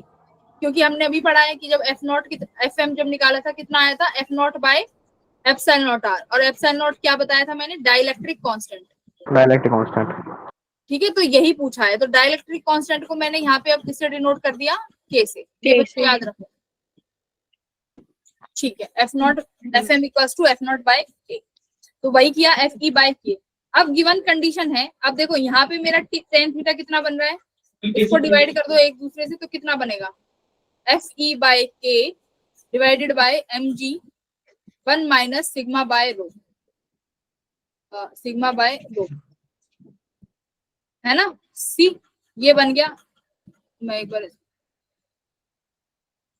अब आगे तो बच्चों हो जाएगा solve. Yes ma'am, tan theta compare करना है बस। अब क्या करना है? बस कंपैरिजन करना है। ये इक्वेशन आपकी सेकंड मान लो, tan थीटा। अब ये आपका पहला tan थीटा था। अब क्या कह रहा है? थीटा मेरा सेम रहना चाहिए। बस फर्स्ट इक्वेशन को सेकंड के बराबर कर दो। अब बच्चों जो इन लोगों ने जो इतने जल्दी क्वेश्चन कर दिया, ये कैसे कर दिया? इन्होंने फॉर्मूला याद कर रखा है। ठीक है, अब तुम्हें भी क्या करना है, जिनको ये नहीं पता था, अब तुम भी इतनी नेक्स्ट टाइम में इतनी जल्दी ये क्वेश्चन सॉल्व कर दोगे। देखो कितना आ गया? के ये पूरा का पूरा 1 के बराबर हो गया, तो K equals to 1 minus rho by G. Sorry, rho ये क्या है? सिग्मा। मैं हमेशा इसको रो ही लिखती हूँ। K equals to 1 minus sigma by rho. Sigma क्या है? Density of liquid. और ये क्या है? रो क्या है? Density of sphere. ये बनना। अब देखो, अब इन्होंने कितना दिया? K equals to 1 minus rho minus sigma होगा ना? है? क्या कह रहे हो? ये पूरा 1 के बराबर हो गया। अच्छा, ये 1 बाय के है। ओके, दिस इज 1 बाय के, राइट? दिस इज 1 बाय के। यहाँ पे देखो, ये 1 बाय के होगा, ये ऐसे आएगा। देखो 1 equals to K 1 minus rho by sigma by rho. ये इस तरीके से इक्वेशन बनी। तो ये पूरी इक्वेशन यहाँ पे जाएगी, के इक्वल्स टू 1 माइनस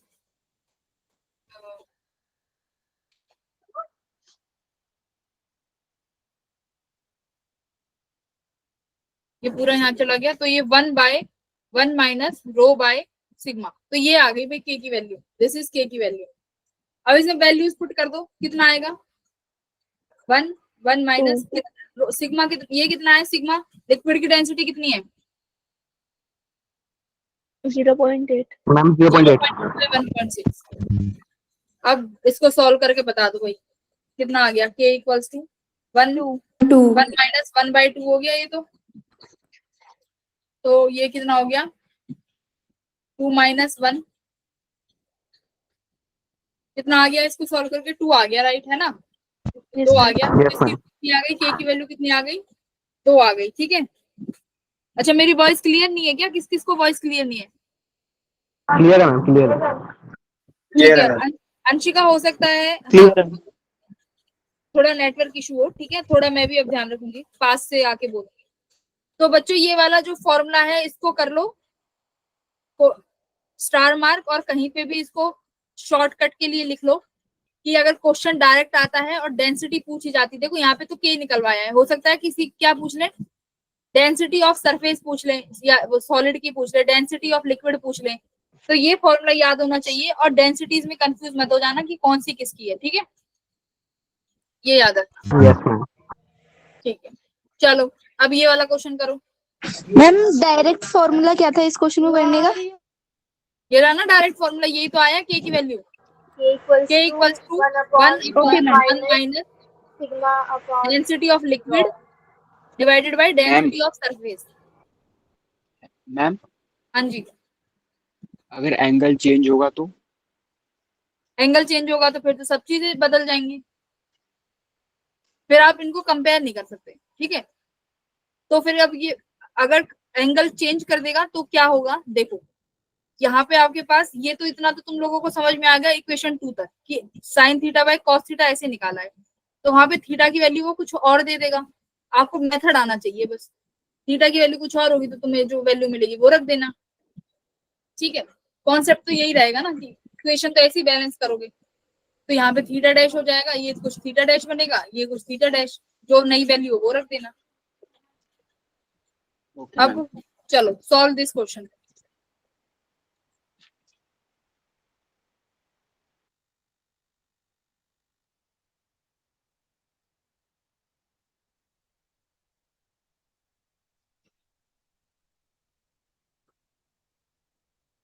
हिमाचल वाले बच्चे सॉल्व करो।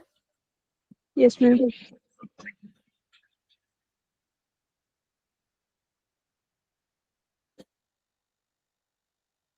देखो हम लोग और जो बैचेस है ना, और बैचेस में करंट इलेक्ट्रिसिटी कंप्लीट हो चुका है, तो तुम लोग 2 यूनिट पीछे हो, पे सब करना पड़ेगा 2 यूनिट कवर करने के लिए।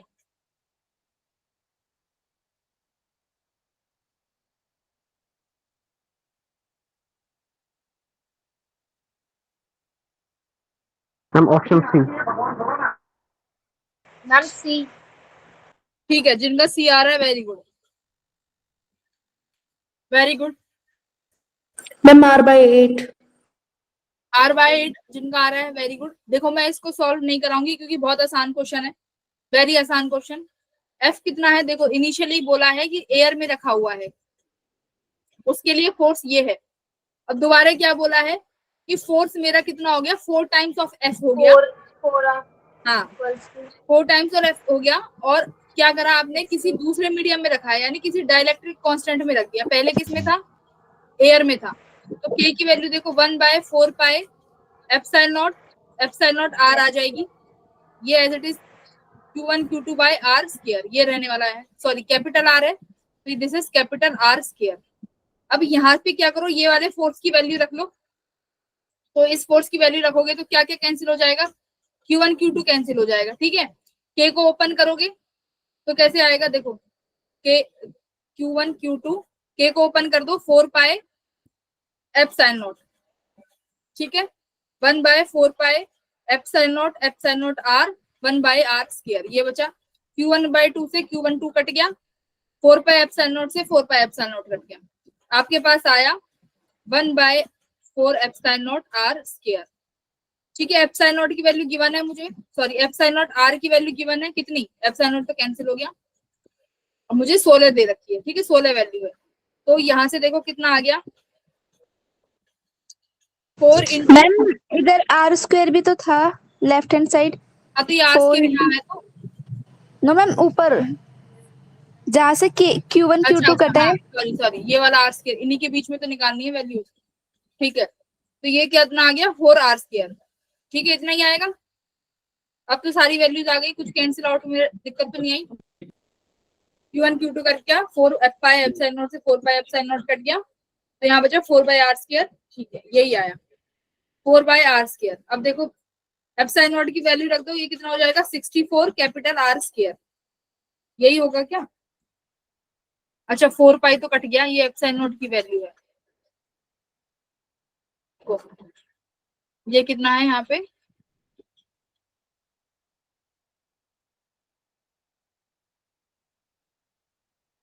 तो इसलिए कहते हैं हड़बड़ी नहीं करनी चाहिए। डाइलेक्ट्रिक कांस्टेंट की हाँ वही मैंने थोड़ा सा वो देखा नहीं। देखो 4 पाई एप्सिलॉन नॉट से एप्सिलॉन नॉट कैंसिल हो गया, तो यहाँ बचा 4/R स्क्वायर, यहाँ क्या बचा 1/एप्सिलॉन नॉट कैपिटल R स्क्वायर, ये बचा फाइनली एप्सिलॉन नॉट R। अब वैल्यूज रखो 4/R square, epsilon naught R नहीं ER बचेगा ना रिलेटिव वाला। तो epsilon naught R is the relative ना। अच्छा ओके मैम ओके। इसकी वैल्यू कितनी है 16 और ये कैपिटल R स्क्वायर, तो ये आपके पास रिलेशन आ गया। तो अब हो गया सॉल्व क्वेश्चन। कितना आ गया 64 by R square equals to 1 by capital R square, यानी 64 R square equals to small R square. तो कैपिटल आर स्क्वायर किसके बराबर आ गया, आर स्क्वायर बाय 64 यानी आर बाय 8। तो option C is the correct answer. ठीक है बच्चों। तो के यहाँ पे मेन मकसद था समझाने का कि डाइलेक्ट्रिक कांस्टेंट क्या होता है, एप्सिलॉन नॉट आर। इस तरीके से सॉल्व करना है। ठीक है, घबराना नहीं है इस क्वेश्चन को देख के। अच्छा, अब एक बार बात कर लेते हैं कि कुलाम्स लॉ को अगर वेक्टर फॉर्म में लिखोगे तो कैसे लिखोगे। अभी तो फ्री स्पेस में पढ़ लिया, मीडियम में पढ़ लिया, अब पढ़ो वेक्टर फॉर्म में। मैं कल इलेक्ट्रिक फील्ड स्टार्ट कर दूंगी। कुलाम्स लॉ आज पढ़ा दिया कंप्लीट। जितने न्यूमेरिकल्स हो जाएंगे मैं करा दूंगी, बाकी की स्लाइड तुम्हारी क्वेश्चन करो। कुलाम्स लॉ देखो, अब वेक्टर फॉर्म में देखो। वेक्टर फॉर्म में क्या होगा, वही दो चार्जेस लिए Q1,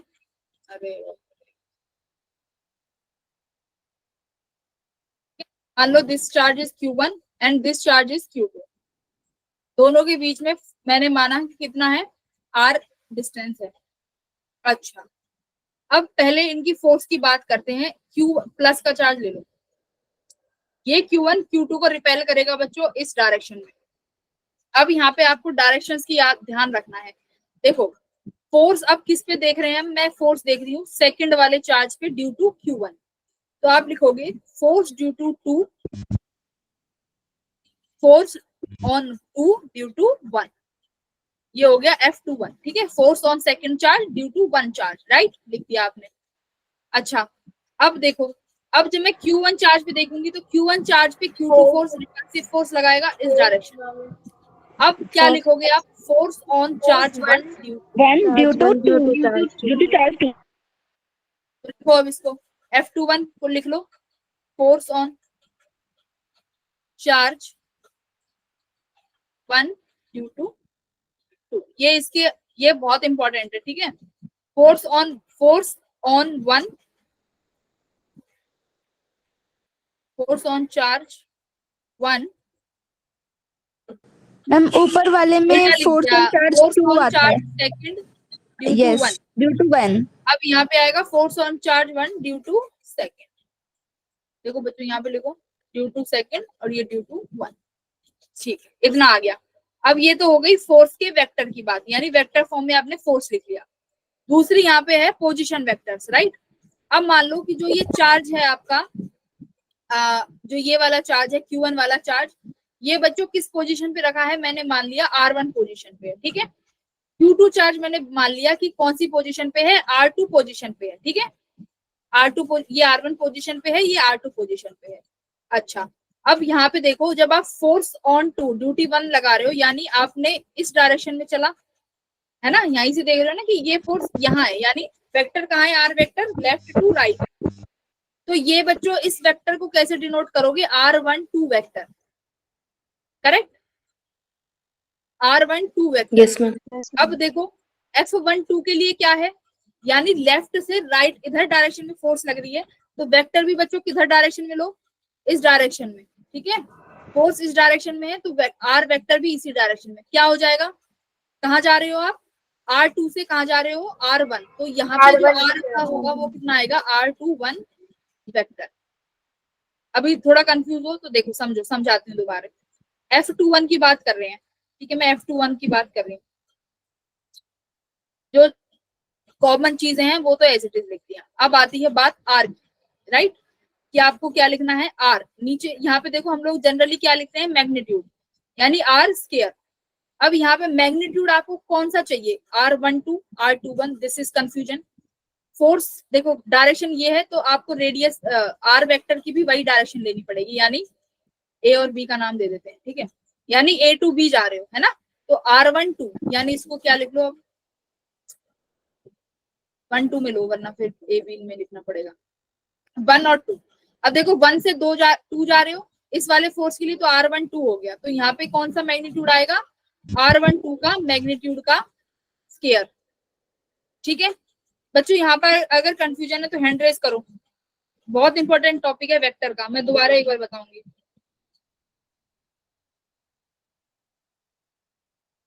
ठीक है, बहुत को कंफ्यूजन है, बहुतों को कंफ्यूजन है, रुको, बहुत लोगों को, ठीक है मैं समझ गई, बता रही हूँ।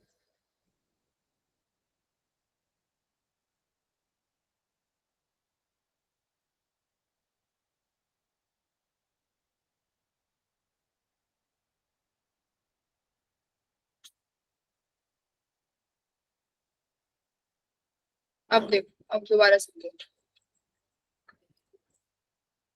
यहाँ पे मेरे पास दो चार्जेस हैं, मैंने बोला कि दो चार्जेस मेरे r डिस्टेंस दूरी पे, ये चार्ज 1 है, ये चार्ज मान लो Q1, ये चार्ज Q2।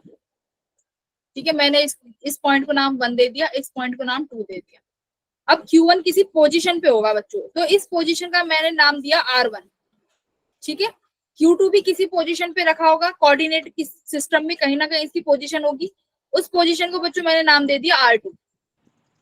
ठीक है, ध्यान से समझो। अब जब आप F21 फोर्स निकाल रहे हो, तो F21 की डायरेक्शन देखो कहाँ है, इसकी डायरेक्शन कहाँ है, 1 से 2 की तरफ है ना, 1 से 2। F21 की डायरेक्शन यही है ना, देखो यहाँ पे देखो, ये F21, यानी आप 1 से 2 की तरफ जा रहे हो, तो यहाँ पे पोजीशन वेक्टर बच्चों क्या बनेगा, R12। ठीक है, अब देखो, जब आप F12 फोर्स निकालोगे, यानी फोर्स ऑन 1 ड्यू टू किसकी वजह से, सेकंड की वजह से, तो बच्चों आप कहाँ जा रहे हो, डायरेक्शन देखो फोर्स की, आप यहां से यहां जा रहे हो, यानी आप 2 से 1 चले, R21। ठीक है, यहाँ तक किसी को दिक्कत, इतना समझ में आ गया। अब मैंने F21 निकाला, तो ये वाला F21, इसके लिए मैंने क्या लिख दिया, R12 का स्केयर। अच्छा, वेक्टर होना चाहिए, अगर ये वेक्टर है तो मुझे यहाँ पे भी एक वेक्टर चाहिए, क्योंकि ये तो सब मैग्नीट्यूड हो गया, तो इसके लिए मैं क्या लिखूं, R12 का बच्चों यूनिट वेक्टर लिख दो। अब देखो यूनिट वेक्टर से कैसे हो जाएगा, KQ1 Q2 as it is, R12 इसका ये तो मैग्नीट्यूड एज इट इज। अब ये क्या है, R12 वेक्टर, इसको कैसे लिखते हो भाई, यूनिट वेक्टर कैसे लिखते हैं, देखो यूनिट वेक्टर यानी आर वेक्टर मैंने बोल रहा R12 वेक्टर अपन में मैग्नीट्यूड, हाँ ए मैग्नीट्यूड, ए का मैग्नीट्यूड, ये है हमारा यूनिट वेक्टर। तो बच्चों सिमिलरली इसका यानी R12 का आप वेक्टर लिखेंगे, अपॉन में इसका मैग्नीट्यूड लिख दोगे। मैम तो यहाँ आर से के डायरेक्शन दिखाने के लिए लगाते हैं ना, ये डायरेक्शन दिखाने के लिए लगाते हैं, डायरेक्शन नहीं, देखो यहाँ पे भी वेक्टर है, तो यहाँ पे आपको वेक्टर तो चाहिए होगा, वरना ये गलत हो जाएगी, दोनों अच्छा। साइड पे वेक्टर होना चाहिए, तो उसके लिए मैंने यहाँ पे क्या लगाया है, यूनिट वेक्टर लगाया है, क्योंकि ये तो सारी टर्म्स किसकी है, मैग्नीट्यूड की, तो वेक्टर दिखाने के लिए क्या है हमारे पास, यूनिट वेक्टर। यूनिट वेक्टर ये, इससे क्या पता चलेगा कि हाँ यहाँ पे हमने डायरेक्शंस दिखाई। मैम दोनों में मैग्नीट्यूड R12 की लेनी है। नहीं दोनों के मैं बता रही हूँ ना, मैग्नीट्यूड बच्चों, मैग्नीट्यूड हो सकता है सेम आए, देखो मैग्नीट्यूड सेम आ सकता है, बट जो ये पोजीशन वेक्टर है ना, ये जो डायरेक्शन, मैग्नीट्यूड तो सेम आएगा, बट जो ये पोजीशन वेक्टर है ये अलग आएंगे। अब देखो F12 के लिए निकालोगे, तो इसके लिए अब पोजीशन वेक्टर अलग आएगा, KQ1 Q2। अब देखो F12 के लिए कौन सा है, R21, तो इसके लिए R21 का कितना बन जाएगा, यहाँ पे ये क्यूब बन रहा है ना, एक इसकी पावर 2 इसकी पावर 1 यानी 3 हो गया, तो ये 3। अब यहाँ पे क्या है R12, तो इसका पावर हो गया ये R21 का मैग्नीट्यूड। ठीक है बच्चों, यस मैम। अब ये समझो कि मैम ये R12 और R21 है, तो पर इसको हम वेक्टर्स में लिखेंगे कैसे, ये एक सबसे बड़ी दिक्कत आती है। तो बच्चों देखो, जिसको नहीं पता तो यहाँ पे देखो, जो R12 लिखा हुआ है इसका मतलब क्या है, खुद देखो, आप एक से लेके दूसरी जगह गए, यानी आप एक पे थे और 2 पे पहुंच गए। पोजीशन वेक्टर क्या होता है, अगर आप पोजीशन वेक्टर निकालते हो, वो होता है R final minus R initial. ठीक है, अब आप 1 से 2 पे चले गए, तो इसको आप कैसे लिखोगे, R2 फाइनल पोजीशन कौन सी है, 2, तो R2 माइनस इनिशियल पोजीशन थी 1, तो R1। ठीक है, तो ये अब कौन सा फोर्स हो गया, फाइनल माइनस इनिशियल, यानी ये R1। ठीक है, इस तरीके से R21 होगा ना, एक सेकेंड, अब मैं फाइनल कौन सी है, फाइनल, हाँ सॉरी R21 है, रुको एक मिनट, क्या कह रहे हो, R वेक्टर होता है R final minus R initial, और R12 यानी मैं 1 से 2 पे गई हूँ, मैम 2 ही होगा, 2 माइनस 1। मैम ये 2 सही तो माइनस लिखा है, 1 होगा ना।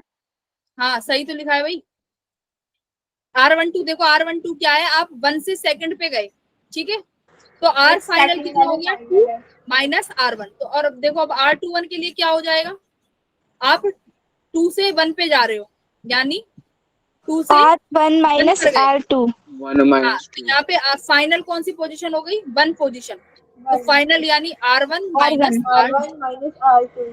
बच्चों ये की है इस क्वेश्चन की, ये की है R final minus R initial, और कुछ भी याद ना रहे 1 2 2 3, तो ये याद रख लो R final minus R initial करना है, ठीक है। अब ये क्वेश्चन है, इसको लिखो, यहाँ से थोड़ा सॉल्व, दिमाग में थोड़ा कुछ घुसेगा आपके, क्योंकि बिना क्वेश्चन करे नहीं पता चलता कि आया है कि नहीं आया है। देखो ये करना, करो।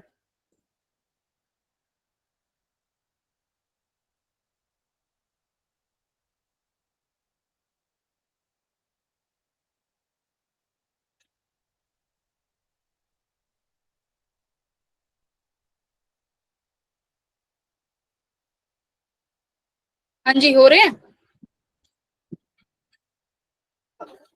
देखो option A. Option A ma'am option C. C है, सी तो वैसे ही नहीं होगा, मैग्नीट्यूड, अगर मैग्नीट्यूड भी सही निकाला होगा तो सी तो वैसे ही नहीं आएगा, अगर मैग्नीट्यूड भी निकाला है तो। अगर यहाँ पे मेन जो कॉन्सेप्ट है, यहाँ पे तुम्हें वेक्टर्स आने चाहिए। तो देखो क्या बोला है, क्वेश्चन पढ़ो, एक चार्ज पार्टिकल है Q1, यानी ये चार्ज पार्टिकल है Q1। अब देखो ये पोजीशन वेक्टर है उसके, यानी 2 माइनस 1 3, इस पार्टिकल की पोजीशन ये है। अब आपको क्या करना है, एक दूसरा पार्टिकल है Q2 जिसकी पोजीशन है बच्चों 0 0 0, यानी ओरिजिन पे है। अब देखो क्या कह रहा है, the electric force on other charge particle, यानी Q2, यानी Q1 फोर्स लगाएगा बच्चों Q2 पे, ठीक है। कैसे फोर्स लगाएगा बताओ, मान लो ऐसे फोर्स लगा रहा है, force on second due to 1। बस हो गया। अब आप देखो कहां से कहां चले बच्चों, पहली पोजीशन से आप दूसरी पोजीशन पे चले, तो सबसे पहले चाहिए आपको आर वेक्टर। आर वेक्टर क्या बोला था मैंने, जिस position R final minus R initial करना है। फाइनल के कोऑर्डिनेट्स कितने हैं बच्चों, 0 0 लिख लो। 1 2 समझ नहीं आ रहा है तो ये देखो, आप 1 से 2 चले, फाइनल पोजीशन लिख ली। इनिशियल पोजीशन क्या है, -2 -1 3, ठीक है। ये आ गया आर वेक्टर, कितना आ गया, -2 i cap plus j cap और 0 और -3, यानी माइनस का 3 k कैप। तो ये आ गई बच्चों आपकी आर वेक्टर। मैग्नीट्यूड निकाल लो, 2 टू द रूट 4 + 1 + 9 √14। चलो अब क्वेश्चन सॉल्व हो गया भाई पूरा, मैग्नीट्यूड दे दिया तुम्हारे पास।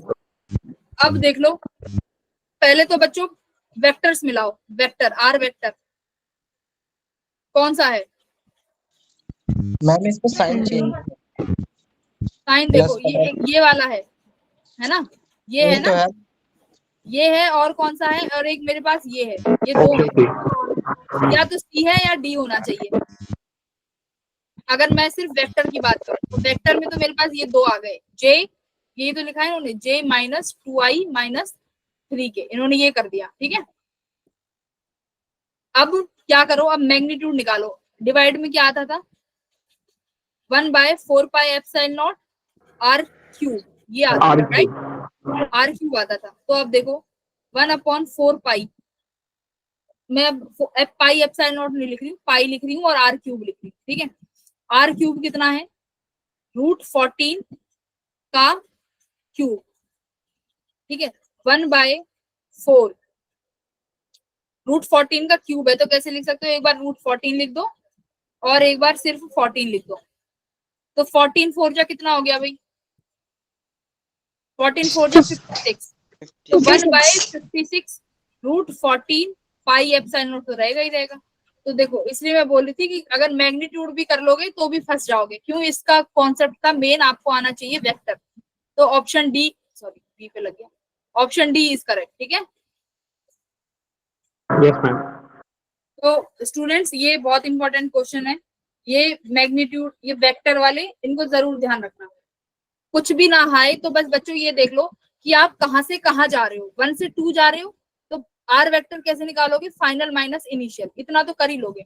1 से 2 यानी ये फाइनल हो गई, तो फाइनल कोऑर्डिनेट इनिशियल कोऑर्डिनेट इतना कर लो। मैग्नीट्यूड तो सेम ही आना है, ज्यादा दिमाग लगाना ही नहीं। हाँ बोलो। मैम इस पीपीटी में और क्वेश्चन होंगे? हाँ बहुत सारे हैं। ओके मैम, ये सेंड कर दीजिए। देखो बहुत सारे हैं, बट हो सकता है कि सॉल्व ना हो, क्योंकि कुछ ना कुछ कॉन्सेप्ट अलग लग रहे हैं, ठीक है, बट ट्राई कर लेना, हो जाते हैं तो। देखो आज की पीपीटी सेंड कर दिएगा। मैं ये पीपीटी सेंड कर दूंगी, इसके क्वेश्चन ट्राई कर लेना, इसमें 8-10 क्वेश्चन है और सॉल्व करने के लिए, ठीक है।